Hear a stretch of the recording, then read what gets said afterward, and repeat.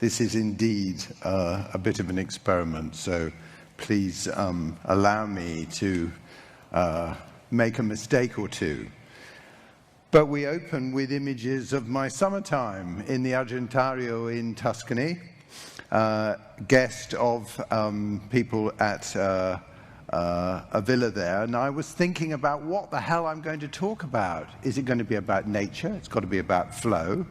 But of course, in the end, it's about cities. Last week I was in Hanoi, and the traffic there is extraordinarily flowing, despite the fact that there are more motorbikes perhaps than I've ever seen in any city. Maybe 10 years ago they were all bicycles. But cities, of course, have flows beyond the mere construction of buildings. Buildings will be built and others demolished. There is a flow there, there's a flow of people, there's a kind of life force in cities which has always fascinated me. So today I just want to kind of get across what it is to be creative with this kind of material, how with each project idea there is a direct lead into something else. Every project has the germ of something that it could become, like this very early kind of performance piece, which consists of 4 mirrors on poles stuck in the sand, and as it were, making a rudimentary interior space. And since I'm here to represent inside, much of what I'm talking about is about the special, unique qualities of enclosed space, or perhaps in this case not so enclosed. The mirrors, in a sense, make enough to define a room.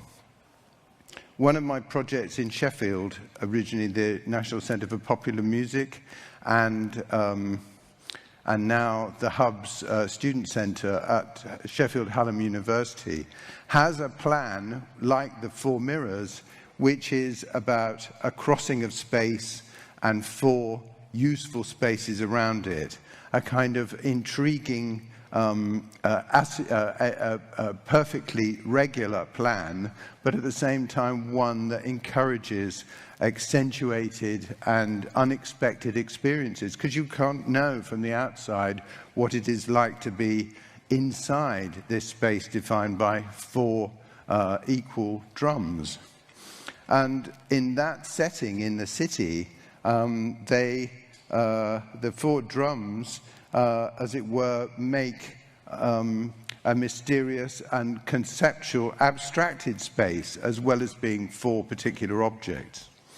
This 4-ness and 4 drums I repeated in Whitehall in the late 90s with an exhibition called Powerhouse UK, which was put together for the new Labour government as part of Cool Britannia, and anticipating some of a unique interaction between design, architecture, and the ambitions of the new and very exciting government, as it seemed at the time. In that circularity, I now move to a lamp which both defines a circle in crystal, but at the same time spreads out of that circle. I used that lamp and designed that lamp specifically for this jewellery shop in Canary Wharf that then I was going faster than I can manage, but I'm just going to show you a few contaminations of Piranesi prints, which I have been drawing over on my iPad with my iPencil, really making the point that I absolutely adore working with old buildings that can take on aspects of the new.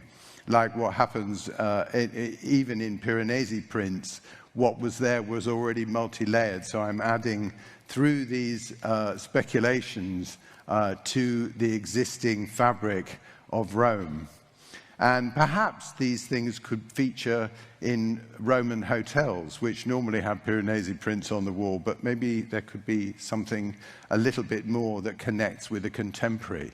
And that idea of capturing the moment first was realized in my project in Tokyo in 1986 with Café Bongo, where they had asked specifically that I should design a cafe in the front part of this department store which would capture the Japanese interest in going out into the world, and specifically into Europe, to London, to Italy, to Paris.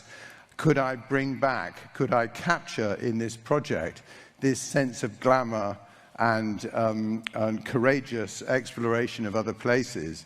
So this is what I did, where I used Dolce Vita as a kind of script for this project, which would in itself have layers of history and non-history, with mangled columns and reclaimed bits and pieces all put together in a composition that recalls, in a way, I hope you'll forgive me, but comparing Café Bongo to a Paolo Uccello painting, but the sort of dynamics of composition, although it looked chaotic, although it looked like a kind of the first crash by an aircraft into an urban building, it has, I believe, and the way I work is to accumulate dynamic elements that make a whole, such as also this restaurant in Glyndebourne Opera House, which in a vast space divides up the room into a series of pools,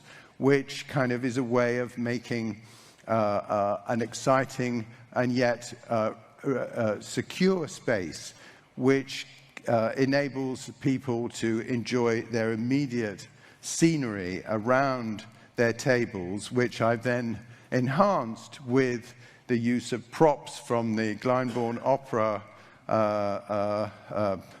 productions, such as these David Hockney, and there's an enormous painting of the dying La Traviata that adds to the atmosphere of operatic and performance in it. I designed a nightclub in Istanbul in the mid-90s. Eventually it was bombed as being too successful, too good, too non-Islamic. But the use of this building, an old print works, was to develop a kind of vocabulary of possible optional spaces, such as this. Behind this screen is a restaurant, but the restaurant, behind the restaurant was a kind of catwalk which cut across the back of it and moved, and each of the elements inside the club would sort of invade the other, which I think is a much more exciting way of designing an interior than just dividing it up into a series of functioning boxes. This is the catwalk going behind the bar, and the whole thing was really based on Turkish culture, traditional cultures on the one hand, like the market and textiles and all of that, but also on aircraft, airports, and the business of coming and going, leaving a city, arriving at a city. I've always found airports fascinating as places of sort of semi-architectural space, including the aircraft themselves, the airside, landside, all of that kind of vocabulary of space, which is endemic to airports. I've found kind of applicable in many projects. Even the Jeffrey Museum in East London has the sort of aircraft wing soft sense of movement, but it also has connection to the existing almshouses which house the exhibits of like little theatres of interiors up until the time that I designed this new wing.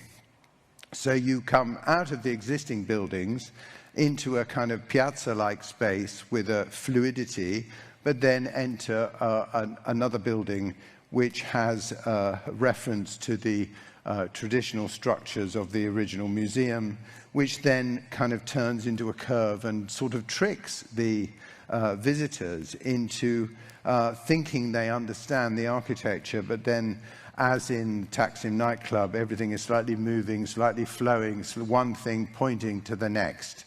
A sequence, but an unfolding set of experiences which I think are characteristic of every urban environment, such as, excuse the intervention of the historic football in Florence, but I couldn't resist as a kind of example of urban theatricality. And that theatricality was something that I really wanted to play with my very first project in Japan, which was the Metropole restaurant, which is literally a theatre. The dining is kind of through the implied proscenium arch of, that divided the front part of the restaurant to the rear. It was full of artworks, full of extemporary solutions, like my Catherine Hamlet shop in Sloane Street, which had a bit of building site, a bit of kind of clunky old technology, a bit cyberpunk for the time, steampunk even. Catherine said, I want fish tanks in the window. So we also gave her fish tanks in the window in the Tokyo shop. And I learned the art of designing shops in which one would surprise and reveal, such as the Catherine Hamlet shop in Glasgow, which was based on a kind of North African adobe interior, a bit womb-like, but nothing like a conventional high street shop. And all of that played into Catherine's sense of sensuality and the erotic potential of clothes, which I also find in a landscape. And I'm kind of revealing my own, I was here yesterday, this is my house in Tuscany. Please forgive the fact that I show you something that looks so idyllic, but I bought this house with a few pennies in my pocket in the 80s when I'd just come back from success in Tokyo. But now this year we had our first olive harvest, and what fascinates me about this house is that, well, no one knows how old it is. Maybe one source says it was there in the 1300s. So I'm just custodian of this space, but what I have done is try to keep its kind of agricultural origins, but work at liberating views and movement through the house.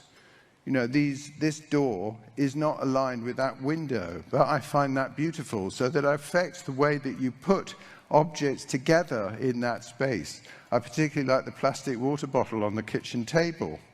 But the objects in it are, in a sense, they're a kind of animated architecture that sits within the framework of this very solid traditional structure, which is then teased into revealing a sense of performance, particularly by introducing a second staircase, this one, which of course wasn't there. This was a pigsty, and it means that you can move through the building by going in at the courtyard level, up on the internal staircase, passing through room after room, because the rooms run in sequences, and then down the external staircase and moving through it in a continuous kind of spiraling sense of movement. In fact, I advocate that every two-story house should have two staircases, because only then can it achieve a sense of flow. And this little film is a sort of time-lapse, reveals the place that I'm happiest in the world, and the way that this place accumulates local culture. That was a full-size head of David, which I've had for 20 years, which I used to make a series of objects based on Michelangelo's David, such as vases and boxes and ashtray and plates and all of that, made in aluminium, some of which are quite collectible these days. This is quite cold there right now, fire's burning, we have to stock up for wood for the winter, and it's also been, like anywhere that I live, a place of contemplation. I've done many drawings about the house, looking at the house from a variety of different viewpoints, and then carrying this over into some very modest refurbishment projects. And this one is a house 40 kilometers away, in which I had to look really, really hard for stone, which looked worn, and in the end we found a stone yard which had been asked to redress stone used on the village streets. So we got kind of great insight into how that refurbishment can actually be very engaged with the people who you go to for the various materials, and the way in which I work on houses there is very much related to artisanship and craft. And these stones on the floor have been cut specially to make them thin enough to install. The house is full of little kind of cross views and interventions, such as this window onto the staircase, or enjoying the rhythm of new openings that reinforce a kind of Renaissance purity in the way that spaces are revealed and defined. And of course this is such a classic, the St. Jerome in his study, but something of the qualities of that painting do exist in this modest project. The fireplace was a particular challenge because a client bought a fire surround and there was no depth in the wall to use it as it would have been normally, so I used the columns on the side to project the fireplace out into the room. So creative solutions are kind of, maybe they're not necessarily, cannot necessarily be grasped in drawings beforehand, but some degree of interaction with the workers and finding a solution together is what I enjoy. So there's a degree of spontaneity in the building. And that spontaneity I tried to introduce to my first building in Tokyo, which is called The Wall. And it made the proposition that the Romans had got to Tokyo and had left this piece of structure, was it viaduct or an old a palace, or what was it? And in order to give it a sense of authenticity, I took two builders from my village to build this wall in stone and reclaimed brick. The Japanese workers had heard that Italians are really lazy, but they built the whole facade in 2 weeks, so they changed their mind after that. I guess in this building summarizes, in a way, my perception of London, in which Victorian engineering is often laid over an existing, pre-existing buildings, and the layering of London, and perhaps to some the chaos of London, was there in The Wall, but also in exhibitions done by my brief architectural group, NATO, Narrative Architecture Today, in its exhibitions which celebrated the kind of tumultuous, accidental, clashing elements of cities as a signifier of urban vitality and the vitality of the people that live in it. And that sort of entropy and bad behavior, in a sense, has been a motor for much of my work. This show in Venice, in the Biennale, put together this idea of the cities as ecstasy, with some teeny projects, teeny models of my existing projects, and then a series of kind of an environment which is a metaphor, a kind of microcosm of the urban. And that sort of microcosmic approach is kind of there in many of my drawings, where this is a view into a city, because I found in Tokyo that NATO had already been built. and that the whole city was in a state of continuous dynamic flux. And then in Hanoi last week, how is it that this traffic, how does it flow? But the flow of traffic, there's almost this kind of social scene that's being conducted on the back of moving vehicles. And so kind of to make architectural propositions which are just things, objects, is boring to a certain extent.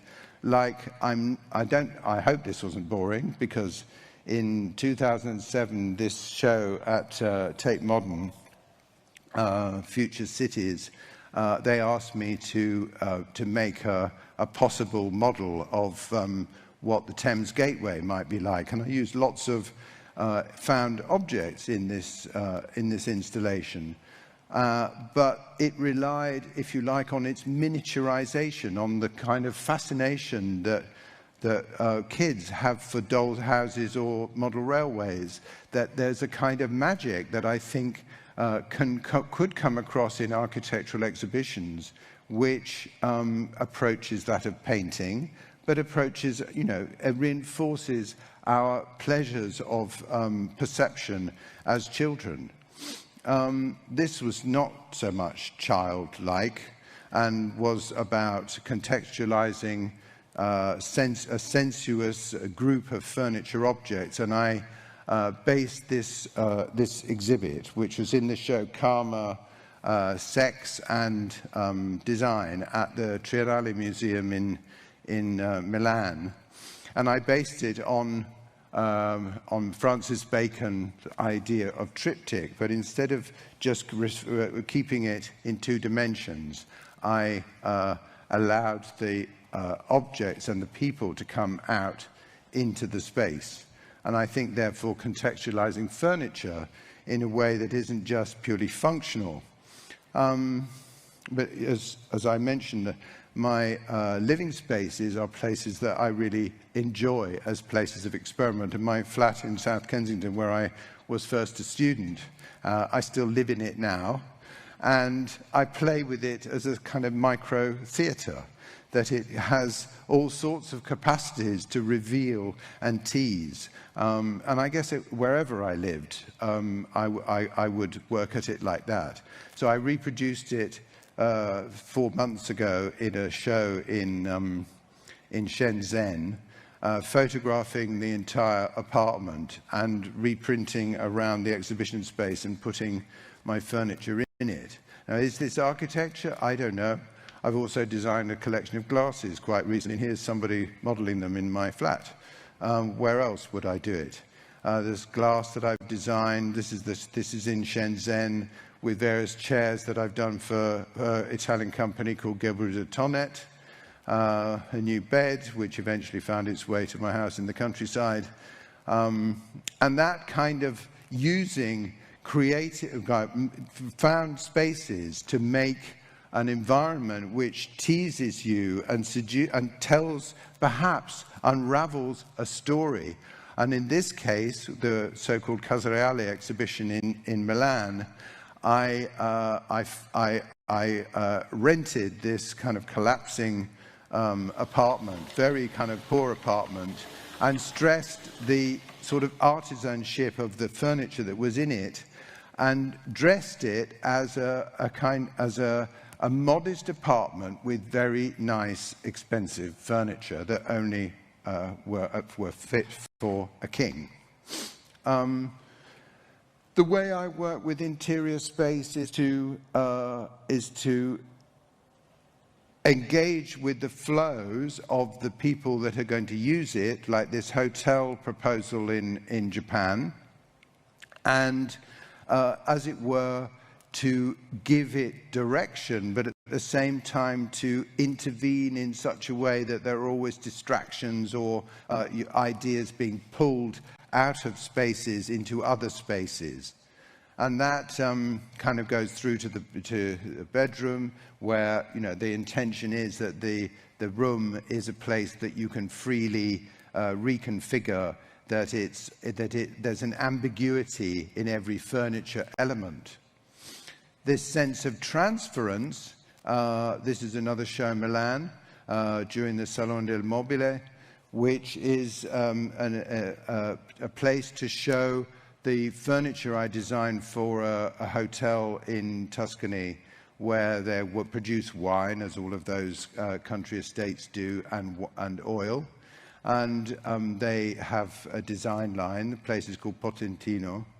And I tried to reproduce the atmosphere, not the actuality, but the atmosphere of the castle in this space inside a film and advertising agency in a very good location near Brera. So the plates on the wall are a reference to the spaces in the real castle, little motifs of capitals, and extraordinarily, it didn't look anything like the castle. If you analyze it kind of as a, that Instagram wouldn't recognize it, or Google, as the same place, but it felt like the castle. Furniture is important for me, partly because of the theme of the body that's going through all of my work. When approached by Gebru de Tonnet to do a new armchair, which had never been, I kind of experimented with wire and sellotape to make a chair which was elongated, comfortable, but use the Tonnet language, like the undercarriage with the curves in it, in an inventive way. And since this company was trying to redefine itself, they used that chair as a kind of motif of their modernity within the frame of tradition. And as I've said, I think a chair is it is an architectural instrument that in the positioning of that chair, and here its kind of baby brother, the body stool, and this is for a different company, Florentine company called Poltronova, that did stuff with Ettore Sottsass and Super Studio. This is their new chair. And in that drawing, the element of drawing in that chair, I think there's a direct connection to this piece of kind of city speculation of what Vauxhall Pleasure Gardens might be like if it was reconfigured for the present. And lots of my motifs have come into it, like the giant body, the flowing paths that in some way have got something to do with the 18th century and the original paths of the Vauxhall Pleasure Gardens as a sort of fake country house. And this view, this watercolour, when the real one is only this big, but it captures that sort of layered, slightly naturalistic form which plays on stuff that I've done in the past, such as the body zone in the Millennium Dome. The Millennium Dome really is a kind of weird déjà vu that I going recently on this cable car thing. It's kind of bizarre to think of what was inside that structure, with now the most successful music venue in the world. The big body in the city goes through much of my work over the last 10 or 12. Why is that? Because the sleeping giant somehow is protector. It's about mythology of cities. The Romans called one of their demigods the giant Albion, and therefore I like to use the body as a signifier of certain aspects of cities and construction itself, such as this film was done with filmmaker John Maybury for the Biennale, the Venice Biennale of 2008. I was asked to do a space in the Arsenale which linked architecture and sensuality. So I designed these pieces of furniture based on the saddle, the saddle used for riding. And I bought a saddle, took it apart, went to the factory that makes them in Warsaw, and then designed a piece of furniture pieces of furniture that would be the setting, the central part of this installation, whereas the upper part, the fresco, at the fresco level, the fresco actually moved and was based on performing the idea of designing and constructing buildings and the continuous process of demolition and reconstruction that goes with, particularly with London, in its very kind of animated architectural state at the moment, where you never know which building will have disappeared since the week before, and there'll be a vast gaping hole in front of you instead of, you can't even remember what, because it just happened so fast. David, in better form, better nick than the one in Florence that was cast for the V&A and hidden away during the war, became a central feature of this little exhibition I had recently at Bet's Project in London, the only private architectural gallery in London. And the symmetry of the shop space I really like. What was a shop, but now it's a gallery. And I started this project about Voxter City by collecting a series of, scavenging a series of 3D models from the internet, and then started to compose them and convert them slowly into buildings, such as this, the leg of David, which is part of a nightclub, Night World hotel, and inside it some of my own chairs. Why not? I can put whatever chairs I like, so why not choose the ones I do?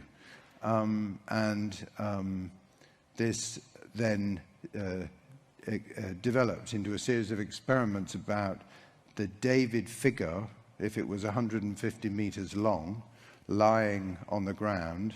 If that was a 3-story night world, I wouldn't want people tramping up and down staircases. So this little experiment is to see how the 3 levels could explore a set of spaces that wouldn't need it to be approached without noticing. I mean, rather, I would want it to be explored without realizing what level you are on. And in some ways, it's sort of a bit like the Foreign Office architects' Yokohama Pier, where the levels are all intertwined. And that became, as it were, an obsession of mine. And I did 6 of these David figures to try to figure out which one would be the most appropriate.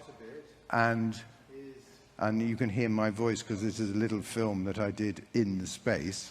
And this one's got the kind of complete genitals. But, of course, David has genitals too, which is usually a forbidden subject in architecture, that kind of specificity about our bodies. This one is much more about parallel kind of ramps and conditions with lots of openings between floors. And the one next to it, there is a void here, and it's about this sort of a more armor-like breastplate. And this one, which seemed to be the one that people liked the most, has a thinner, more sinuous part on top of the leg, which of course is like a ramp. But this sort of experiment, to work in series, in sequence, I enjoyed so much, partly because these are executed in paper, they're laser cut. They were done with kind of layers and scissors originally, but then over the course of things, I've executed them in a more precise way. And this is sort of, we're nearing the end here, but I did a few years ago a show in Westminster Hall in the Houses of Parliament, commissioned by the Hansard Society, whose responsibility it is to try to dismantle some of the mythologies and kind of inaccuracies and obfuscations of the parliamentary process. So this was the late noughties, but had we known what kind of chaos the British democratic system would fall into, I think we should have, this should have been up for longer and more people should have seen it. But it asked lots of, I believe, very relevant questions about the relationship between the population and the voters and those people who are charged with executing our expectations. And Paul Finch and I put together an idea for an exhibition in the Venice Biennale which would take apart and reassemble the nature of democracy. And I thought it was perhaps a good way to consider to summarize some of these kind of working methods, but applied to a very important subject. In fact, I don't know if you know the pavilion, but it is a sequence that goes around the edge of the pavilion, and there's an important space in the center. And, you know, Caravaggio is helping me end in what must be, must be. And if we have to cut the head off it, so be it. Thank you.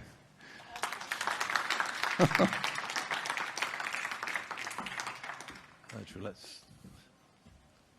Have we got any time left, Paul? Yeah, we can do a few. You didn't interrupt me. I didn't. But I was going rather fast. I didn't dare, and actually, it was a wonderful flow. Actually, I think this format is terrific because it is simultaneously about flow and an example of it in its own right, and I think very revealing, perhaps surprisingly so. And I think that relationship between your own domestic surroundings and your professional work is obviously an extremely important one.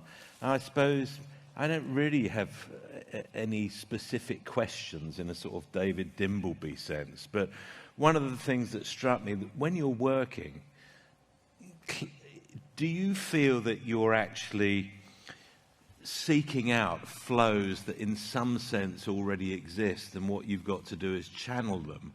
Or do you think, I want to make flows that didn't previously exist? Is it a voyage of discovery or a voyage of imposition? Well, it's both. It's a kind of magpie drawing on stuff from around me and in the world, or things or phenomena that are of interest in the moment, that can be corralled into helping enrich the architectural environment. And I think that all of those spaces somehow, they need to have that sort of junction with your perception of things as they move and change in order to fulfill their expectation. Like the wall, for example, I didn't explain that the idea of it was to show how as many Roman buildings have been redone, reused and accommodated uses over centuries, I wanted that sense of a building which had already evolved and would go on evolving in the future. And it's a way of thinking about the future, is that there's a dynamic coming from the past, so kind of this flow is in time, where clearly there were lots of other things that I talked about that were flows in space. And do you think about as the relationship of people, bodies within space and volume in buildings? I mean, it's a common analogy, but that actually buildings are the people that inhabit neighbourhoods and chunks of cities. But of course, people in buildings move, buildings in cities generally don't. Well, one doesn't want to predict exactly what those people are going to feel and who they are, what they think, and their specific actions. But that's what's so fantastic about architecture. You're creating stages that are going to be filled with events that are as yet undefined. I mean, I wouldn't have known when the Sheffield building was designed. We won the competition and we built it. I didn't know that it was going to be, you know, a student union 2 years later. And actually, given your interest in sort of retrofit, refurbishment, reuse, I mean, in a sense, although the first use didn't work out, I mean, that was just whether a commercial operation would succeed or not. but actually it must have been rather flattering to find that for completely different use and for completely different people, they didn't have to demolish and start again. Well, it was like the wall in Tokyo, but in a different form, because it was being adapted and reused. You know, we did a lovely interior for the bar, which was cleaned out, and they did something else. So that's a shame. But that's kind of, because architecture, the building, is a kind of framework, like the house in Tuscany. It's been there for so long. Of course, it's going to go on evolving. And that's an important understanding, which is, I think, understood very little by many architects who are creating a thing which will be increasingly specific in its design. It will be delivered as a set of drawings, possibly constructed, let's say constructed, and then the architect normally kind of leaves it. It's then in the world. They are disconnected. They've kind of given rise to that building. And it's quite odd then that it's to document, as some critics have noted with Le Corbusier houses and all that, much of the interest of it can happen way after when it was built. Yeah. And is the, in that sense, we think of the city as a sort of, as a museum of buildings, and the question is which ones will be stars and which ones will be also Rands. You're, I think, one of the few designers I can think of who has no apparent difficulty in reconciling, you know, the Roman with the design of, you know, Exeter City, or the idea of Vauxhall, the idea of formality on the one hand and pleasure on the other. And I suppose that's just part of your life. Throughout history too, that the classical symmetrical spaces have been used as a kind of framework within which to break all the rules. You know, the 18th century garden was all about having a good time, and Vauxhall was about canoodling in the woods and getting it off with some barmaid or something. I don't know. It was lewd, and yet the lewdness could come from the relatively ordered framework of avenues of trees and places to dine and listen to music. And so on the surface, it was all very kind of la-di-da, but round the back, it was another story. And that relationship, I think, is interesting. Well, let me conclude this lovely presentation by noting, and I picked this up actually at the last Venice Biennale, that the Russian for railway station is Vauxhall. And the reason for that is that the Russians knew about Vauxhall and they knew about the pleasure gardens, and their idea when they created their earliest railway stations will be that railway stations should be places of pleasure, and they always attached the hotel and restaurants, and they did not regard the railway station as a merely functional object where people would sort of swap trains. And I think that there's a kind of interesting sort of flip, the world of pleasure attached to the world of transport, which generally speaking, that's not the way we look at it these days. It seems to be going the other way. But isn't it the history of London's railway stations have always been places of kind of prostitution and sexual transgression and cheap hotels and all of that? I think the Russians wanted to be a little more formal and proper, but nevertheless still have fun. Nigel Coates, thank you very much indeed.